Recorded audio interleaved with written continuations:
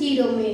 तो आज हम उन विद्यार्थियों के लिए लेकर आए हैं जो तैयारी कर रहे हैं बिहार एसएससी, रेलवे, बैंकिंग और अदर कंपटीशन एग्जाम की। तो उनके लिए आज हम क्या पढ़ाने वाले हैं, तो आज हम उनके लिए भूगोल पढ़ाने वाले हैं, जो बहुत ही महत्वपूर्ण क्वेश्चन के साथ आप लोगों के साथ मिले आए हैं, जो आप लोगों को बताने नहीं आए हैं। तो चलिए हम क्वेश्चन की ओर बढ़ते हैं और आप लोगों को बताते हैं कि वो क्वेश्चन है क्या। तो निम्न में से कौन सा कर्क रेखा के निकटतम है?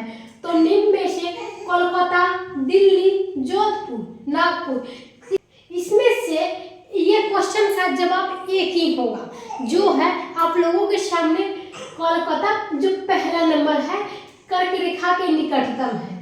तो इसी के बारे में हम आप लोगों को बताते हैं, आप लोग हमारे वीडियो में लास्ट तक बने रहिए। कोलकाता, तो इसका आंसर था कोलकाता। तो ये पश्चिम बंगाल की राजधानी है। यह 1773 से 1951 तक ब्रिटिश राज के तहत भारत की राजधानी थी। इसे भारत की संस्कृति राजधानी के रूप में भी जाना जाता है। यह 97 किमी दूरी के साथ कर्क रेखा के निकटतम शहरों में से एक है। तो कर्क रेखा भारत में 8 राज्यों से होकर गुजरती है। तो ये राज्य के नाम क्या क्या है, ये आप लोगों को हम बताते हैं और कौन कौन है। तो पहला नंबर हो गया गुजरात, दूसरा मध्य प्रदेश, तीसरा राजस्थान, चौथा छत्तीसगढ़, झारखंड, पश्चिम बंगाल, त्रिपुरा और मिजोरम है राज्य है। ये कोलकाता से होकर गुजर। यह माही नदी को 2 बार पार करती है। प्रथम बार मध्य प्रदेश में, जहां यह राजस्थान की ओर बहती है और गुजरात में प्रवेश करती है, जहां से ये दूसरी बार गुजरती है चीन और पूर्वी तटीय क्षेत्रों में से शीतल उच्च भूमि क्षेत्रों को छोड़कर कर्क रेखा पर जलवायु आमतौर पर गर्म और शुष्क होती है। त्रिपुरा में उदयपुर शहर कर्क रेखा के निकटतम है। तो इसी के तरह हम पढ़ते हैं अगले क्वेश्चन की ओर। आप लोगों को आंसर के साथ साथ उनके बारे में भी बताया जा रहा है आप लोग। तो दूसरा नंबर है पृथ्वी के उपग्रहों की संख्या कितनी है? तो उपग्रहों की संख्या है, इसका उपग्रह की संख्या है 1।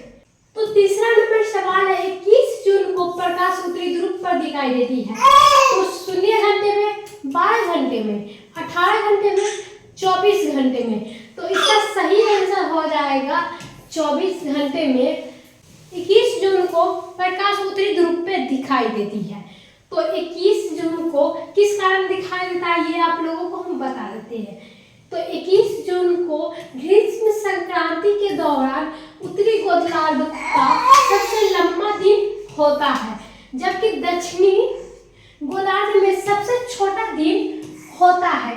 इस समय के दौरान पृथ्वी की उत्तरी ध्रुव सूर्य की ओर अधिकतम झुकाव होता है और सूर्यास्त 23.5 डिग्री उत्तरी अक्षांश पर यानी कर्क रेखा पर रेखा के साथ सीधी ऊपर दिखाई देती है। चौथा नंबर क्वेश्चन है दूरी की दृष्टि से तृतीय क्रम में कौन सा ग्रह है? बुध, शुक्र, पृथ्वी, मंगल। तो इसका सही आंसर हो जाएगा पृथ्वी, जो दूरी की दृष्टि के अनुसार यह तृतीय स्थान पर है, क्योंकि सूर्य की दूरी के अनुसार पहले नंबर पे बुध, दूसरे नंबर पर शुक्र तथा तीसरे नंबर पे पृथ्वी का स्थान आता है, जबकि सूर्य की दूरी के क्रम में अंतिम स्थान वरुण का आता है। सबसे लास्ट ग्रह जो है वरुण है। इनमें से किन तिथियों को सूर्य की किरण विषुवत रेखा पर सीधी पड़ती है? वर्ष भर में 21 मार्च को, 23 सितंबर को, 24 मार्च को। तो इसमें से सही आंसर हो जाएगा 23 सितंबर को, जो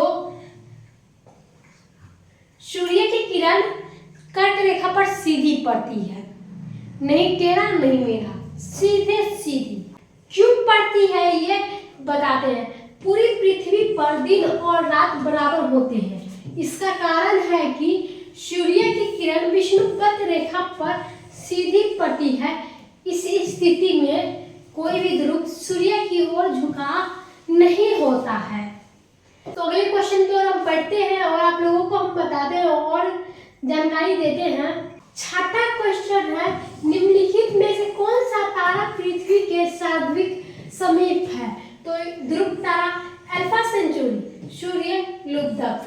तो इसका सही आंसर हो जाएगा सूर्य है, तारा और पृथ्वी के सर्वाधिक समीप है।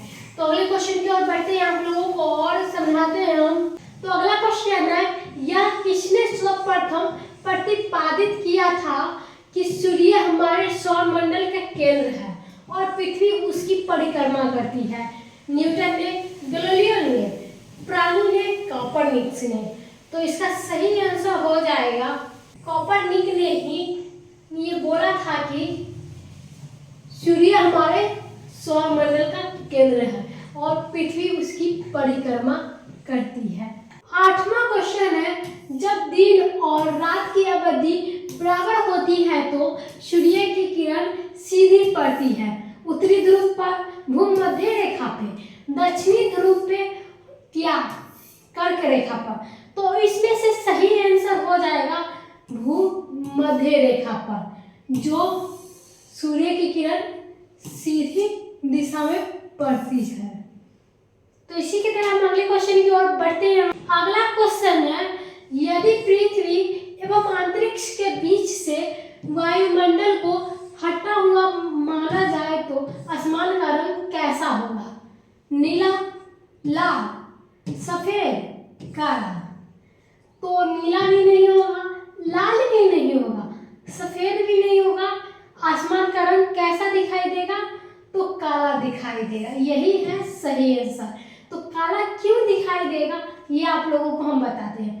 पृथ्वी के वायुमंडल के अनुपस्थिति में प्रकाश का परिकर्मण नहीं होता, क्योंकि ये आकाश का काला दिखाई देगा, क्योंकि अंतरिक्ष में कोई वायुमंडल नहीं होता, इसीलिए आकाश का अंतरिक्ष लोगों को काला दिखाई देगा। तो इसी तरह अगला क्वेश्चन है, पृथ्वी की परिधि। तो पृथ्वी की परिधि कितना है? 35,000 किमी, 40,075 किमी, 45,000 किमी, 47,050 किमी। तो इसका सही आंसर हो जाएगा 40,075 किमी। तो क्यों है? पृथ्वी की चारों ओर की दूरी भूमध्य रेखा के चारों ओर मापा गया है। यह 40.075 किमी है। ध्रुव से गुजरती हुई मापी गई परिधि 40.007 किमी है। हमारा क्वेश्चन है, किस तिथि को उत्तरी गोलार्ध सबसे छोटा दिन होता है? तो 21 मार्च को नहीं होता है, 22 दिसंबर को भी नहीं होता है, 23 दिसंबर को भी नहीं होता है, 21 जून को उत्तरी गोलार्ध पे सबसे छोटा दिन होता है। तो क्यों होता है ये आप लोगों को हम बताते हैं। तो 21 जून को ग्रीष्म संक्रांति के दौरान उत्तरी गोलार्ध वर्ष भर का सबसे लंबा दिन होता है, जबकि दक्षिण गोलार्ध पर सबसे छोटा दिन होता है। ऐसे ही हम बढ़ते हैं आगे की ओर। तो किस तिथि को उत्तरी गोलार्ध में सबसे छोटा दिन होता है? 21 मार्च को, 21 जून को, 23 सितंबर को, 22 दिसंबर को। तो इसका सही आंसर हो जाएगा, उत्तरी गोलार्ध में सबसे छोटा दिन 22 दिसंबर को होता है। हर साल दिसंबर के महीने में 21 तारीख को छोटी दिन होता है। ध्रुवों पर दिन की अवधि होती है 3 माह, 6 माह, 9 माह, 12 माह। तो इसका भी सही आंसर हो जाएगा 6 माह ध्रुवों पर दिन की अवधि होती है। क्यों होता है? पृथ्वी अपने पद पर परिक्रमा करते समय 6 महीना तक उत्तरी ध्रुव पर तथा यहाँ पे ये एक्स्ट्रा डला गया है, इसीलिए हम यहाँ पे कट कर देते हैं।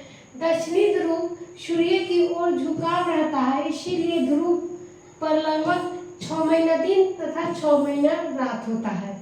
निम्नलिखित में से कौन सा ग्रह औसत घनत्व सबसे अधिक होता है? तो यहाँ पे इसलिए हम थोड़ा इसे ऊपर करेंगे और आप लोगों को बताते हैं। बृहस्पति है, मंगल दिख रहा है और इसको हम थोड़ा ऊपर करेंगे तो आप लोगों को पूरा ऑप्शन दिखाई देगा, तो आप लोग देख सकते हैं।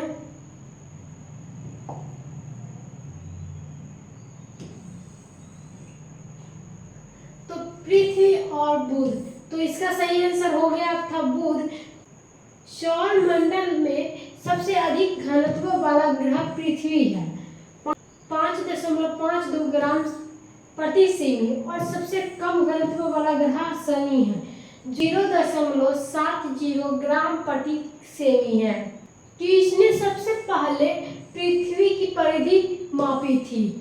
हेक्टेरियस ने, हेरोडोटस ने, अरस्तु ने, इराटोस्थनीज ने? तो इसका सही आंसर हो जाएगा इराटोस्थनीज है, जो पृथ्वी की सबसे पहले परिधि मापी थी।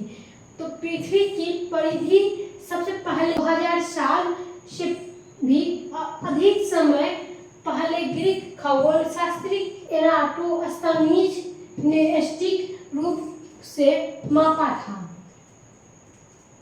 जो उस समय वो मिस्र के शहर में अलेक्जेंड्रिया में रहता था। पृथ्वी का ध्रुवीय व्यास उसके विषुवतीय व्यास से कितना कम है?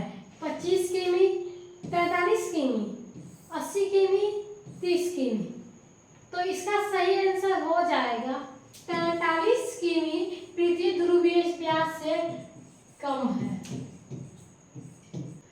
पृथ्वी की विषुवत व्यास लगभग कितना है? 1270, 12750, 12650, 12600? तो इसका भी सही आंसर हो जाएगा 12750। तो इसी के साथ आज का ये वीडियो समाप्त होता है यहीं पे। अगले वीडियो में मिलने होंगी फिर से कुछ